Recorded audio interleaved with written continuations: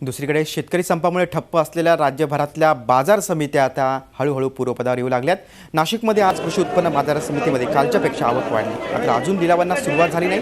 शेतकऱ्यांपेक्षा संख्येपेक्षा छोट्या विक्रेत्यांची संख्या जास्त आहे, पण हळूहळू बाजार पूर्वपदावर येतो। त्यामुळे शहरात भाजीपाल्याचा प्रश्न काही अंशी सुटणार आहे। पुण्यात मार्केट यार्डाची परिस्थिती आता पूर्वपदावर आली आहे। 1083 गाड्यांची आवक झाली आहे। दररोज साधारण 1200 ते 1300 गाड्यांची आवक होती। तर कोल्हापूरमध्ये परिस्थिती काल पूर्वपदावर आली होती, त्यामुळे आता बहुतांश महाराष्ट्रात राज्यभरात भाज्यांचे भावही पूर्वपदावर येऊ लागले।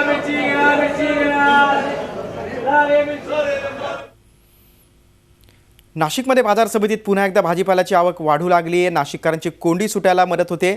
बुधवारी नाशिक बाजार समितीमध्ये 60 ते 70 क्विंटल भाजीपाल्याची आवक झाली। त्यात आता सुधारणा झाली असून साधारणतः 150 क्विंटल आवक झाली। भाजीपाला बाजार समितीमध्ये घेऊन येणाऱ्या शेतकऱ्यांची संख्या कमी आहे, छोटे विक्रेते मात्र जास्त दिसत आहेत। मात्र शेतात भाजीपाला खराब होतोय, सडून जातोय, शेतकऱ्यांचं नुकसान होत असल्यानं भाजीपाला विक्रीसाठी घेऊन आल्याचं काही शेतकरी सांगतायत। संपात सहभागी आहोत, मात्र नुकसान वाढत असल्यानं भाजीपाला बाजारपेठेत आणावा लागत असल्याचं मत बळीराजा व्यक्त करू लागलाय आणि याचाच आढावा घेतलाय आमचे प्रतिनिधी मुकुल कुलकर्णी। संपाचा आज 8वा दिवस आहे। आज नाशिकमध्ये सुकाणू समितीची बैठक देखील होते आणि त्याच वेळीच कालपासून नाशिक शहरातले नाशिक कृषी उत्पन्न बाजार समितीमधले व्यवहार हे पूर्वपदावर यायला लागलेले आहेत। काल देखील काही शेतकरी आपला शेतीमाल घेऊन आलेले होते, भरेकरी आपला शेतीमाल घेऊन आलेले होते आणि आज देखील आपण बघतोय की कोथिंबीर असो, ढोबळी मिरची असो किंवा इतर शेती माल असो, तो संपूर्ण आता बाजारपेठेमध्ये यायला लागलेला आहे। शेतकरी आपल्यासोबत आहेत। दादा, काय सांगाल? एकीकडे संप सुरू आहे, दुसरीकडे तुम्ही शेतीमाल घेऊन येतात, तुम्ही संपात सहभागी आहात की नाही? मी संपात सहभागी होतो। मी 1 तारखेपासून माल आणला नाही, मी आज आणलेला आहे। माल सडू राहिला, आतमधून जाळं धरू राहिला, पाऊस झाला, पाला सडतो म्हणून आणला। एक मिठी बिगावर संपलेली, सडून गेलेली। 7 दिवस शेतकऱ्यांनी माल बंद ठेवला होता। आता काही लोकांचा माल हा सडत चालणारं धन आहे, हे काही ठेवण्याजोगं नाही।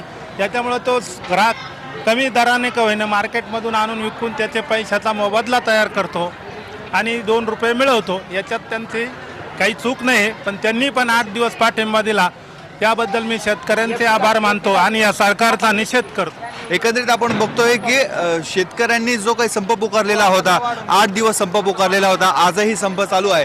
मात्र या दरम्यानच्या काळामध्ये शेतकऱ्याचा जो माल होता, शेतीमाल होता, तो शेतामध्येच खराब होत चाललेला आहे। एकंदरीत उत्पादन खर्चावर मोठ्या प्रमाणात खर्च झालेला आहे उत्पादनावर, आणि दुसरीकडे अशा पद्धतीने आपल्या शेतात आपल्या डोळ्यासमोरच माल खराब होत असल्यामुळे शेतकरी आता बाजारपेठेचा रस्ता धरू लागलेला आहे आणि नाशिकचा बाजार पुन्हा एकदा फुलू लागला आहे। गुड जर्नलिस्ट मंगेश सह मुकुल कुलकर्णी, झी मीडिया, नाशिक। झी 24 तास रहा एक पाऊल पुढे।